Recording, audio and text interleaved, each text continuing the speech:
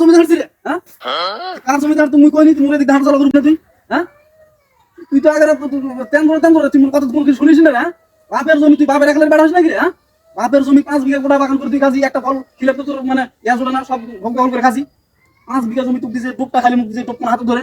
হ্যাঁ, তারপর তুমি কিছু কমাই দিতে, তারপর তুই হাঁটাচলা করছিস, লজ্জা লাগে তোর? বাপের দাবি করিস নাকি? বাপের খাওয়া দাওয়া ইলা পোশাক সব মুই খরচ করছো, আর জমির ভাগ চাওছি নাকি?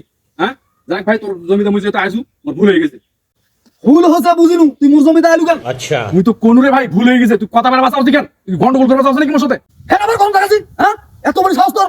দিমু দিমু দিমু দিমু দিমু কি দেবো কি দেবো তুই? হ্যাঁ, কি দেবো? কি করে?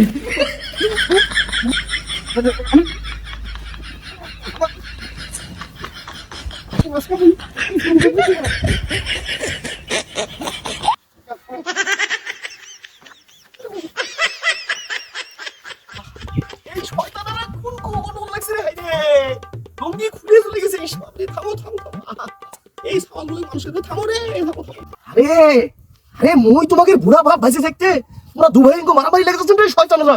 মারামারি করতে করতে তোমাকে লুঙ্গি খুলে চলে যাচ্ছে। তাও তোমাকে হুঁশ থাকে না। এই মোর মান সম্মান খাবেন রে, মোর মান সম্মান খাবেন। শয়তানের মোর মান সম্মান খাবে রে।